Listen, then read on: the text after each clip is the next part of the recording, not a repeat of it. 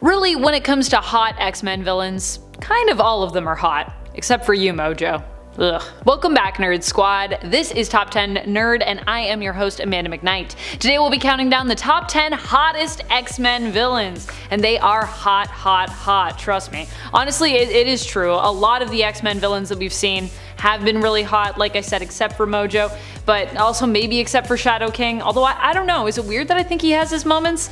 Anyways, let's get into this list and see who is the hottest of the hot. Number 10, Miss Sinister. Miss Sinister is a Sinister clone who was implanted into the body of Claudine Renko via a genetic virus. This virus was Mr. Sinister's failsafe should anything happen to him, which of course it did. He ended up being killed during the events of Messiah Complex. Following his death, however, this failsafe was activated, transforming Claudine Renko into a perfect genetic copy of Mr. Sinister, but female. She also possessed Nathaniel's powers and his twisted personality. Claudine no longer existed, and in her place was Miss Sinister. Miss Sinister wouldn't last forever, and eventually Mr. Sinister would return to the comics, taking her place. Although I do think the idea of female clones of Sinister also existing is just a pretty cool idea, and I still kinda hope we could someday see a version of Miss Sinister brought back in the comics. I'm cool with there being a lot of clones of just Mr. Sinister, but what about some Miss Sinister clones too? That could be cool.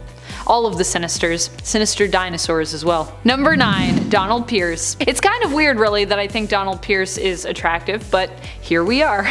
Now you know that I'm into the weird Victorian aesthetic of the Hellfire Club.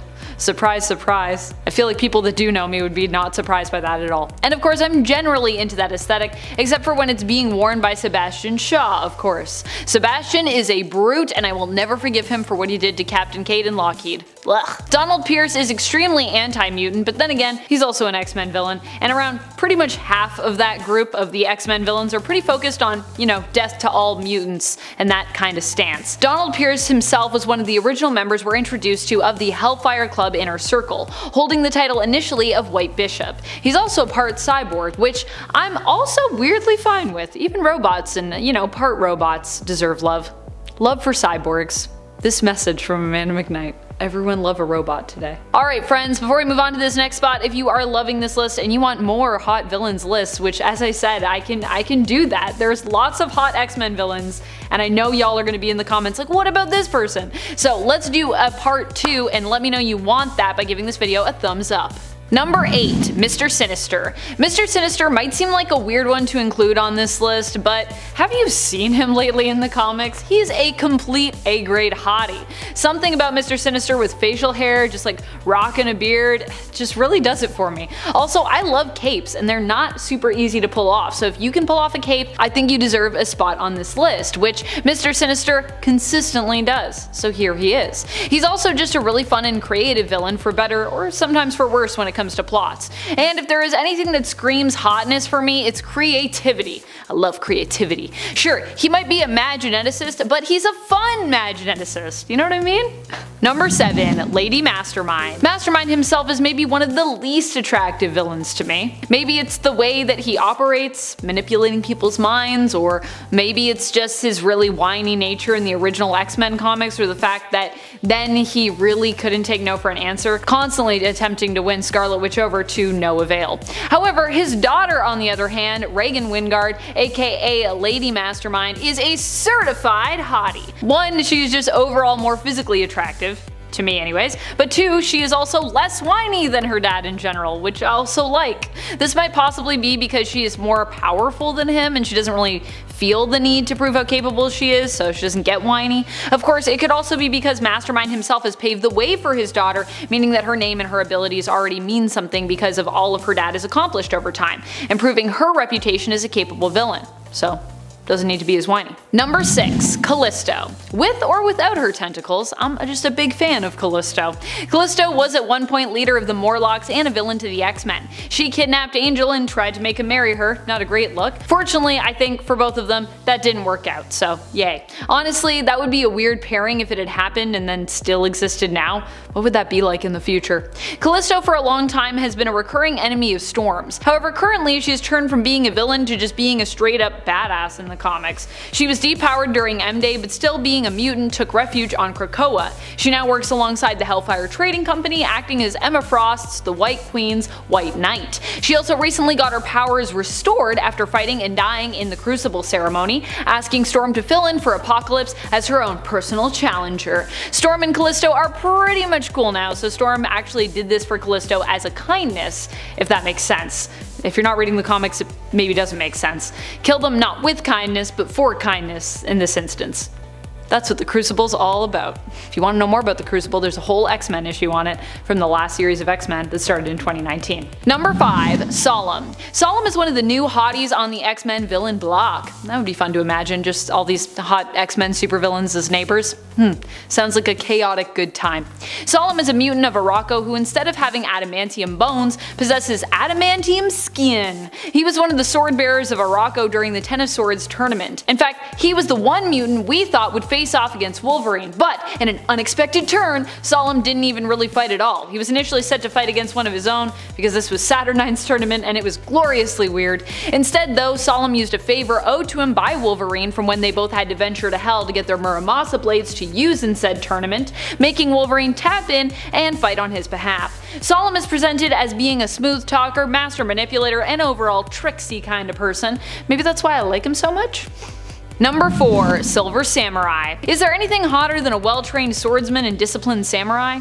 Silver Samurai has been a long-time enemy and sometimes frenemy of Logan, and is an iconic X-Men villain because of that. Whenever I think of Silver Samurai, or when I have seen him pop up on Krakoa lately, I always go back now in my mind to issue 3 of Wolverine's 1988 series. In that issue we get to see him do some training in nothing but his undies and a mask. Oh, and he's wearing wrist bracers too. Gotta protect your wrists. The other thing I really find attractive about Silver Samurai is that despite being a villain, he still keeps to his own moral code, which is why he sometimes will even end up teaming up with his enemies or his rivals. If something is going on that he too does not agree with, he's willing to team up with even his enemies to put a stop to it. He's not too stubborn. And I like that. Number 3. Madeline Pryor. I mean, y'all know how I feel about Maddie. Madeline Pryor is probably one of my favorite X-Men villains around, especially because you can't help but feel for her if you know her backstory. Often referred to as the Goblin Queen, a lot of what makes Maddie so hot is just her dominant energy. She is a woman who gets what she wants no matter the cost, which has obviously driven her to do some pretty terrible things. The really tragic thing about Maddie though is that at the end of the day she really just wants to be seen and loved and accepted, and it's like everything she does to try and get what she wants almost pushes her further away from happiness. She is the very epitome of the quote, "Hell hath no fury like a woman scorned." She's deadly, dangerous, usually very unhinged, often filled with rage, but also very tragic. What is there not to love here? She's just so complex. I love characters that are complex. If you're a complex character in a comic, you're probably hot to me. Number 2. Selene.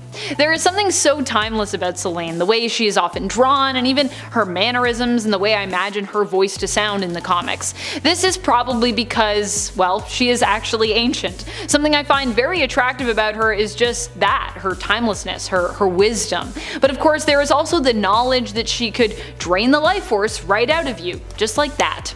Selene is an energy vampire who feeds on the life force of others. Her powers pretty much make her instantly a great and deadly villain. An immortal mutant, Selene is also a member of the group known as the Externals, not to be confused with the Eternals. That's a different group. The Externals are an immortal group of mutants who are generally all ancient and are often known for being unstoppable, or at least notoriously hard to kill. Number 1. Mystique. Is anyone surprised that Mystique took our top spot? I know I'm not. For me, it's not even Mystique's outward appearance, whatever she chooses it to be, her standard blue or another version. Mystique is attractive because of her drive. She goes for what she wants and she never gives up. She doesn't usually apologize, and although she's a villain, there are many times she has done things not with malicious intent, but because she thought it was the right thing to do in the end. I love Mystique for so many reasons, but I think the fact that she is a survivor is what I admire the most about her. She often does her own thing for her own reasons, and often to ensure her own survival.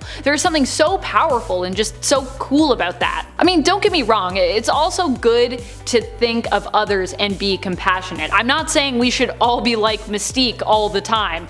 That would be a lot. But I think there is something admirable in her ability to completely accept herself, unapologetically, and trust in her own ambitions and her own plans. For me, that's what attracts me to a lot of female villains. It's like this rebellion against all the constraints of what it means to be good. It's the anti of what I feel like is expected of me as a woman and just a human in general. And it's fun sometimes to like be the opposite of that, you know? Be good, but then also be bad and be free. Who do you think are some of the hottest villains out there in the X-Men comics? What is your favorite X-Men villain in general? And do you like them because they're hot, or do you like them for some other reason? Let us know your thoughts in the comments below. This has been Top 10 Nerd, and I am your host Amanda McKnight saying thank you so much for watching. Until next time, you stay nerdy, YouTube.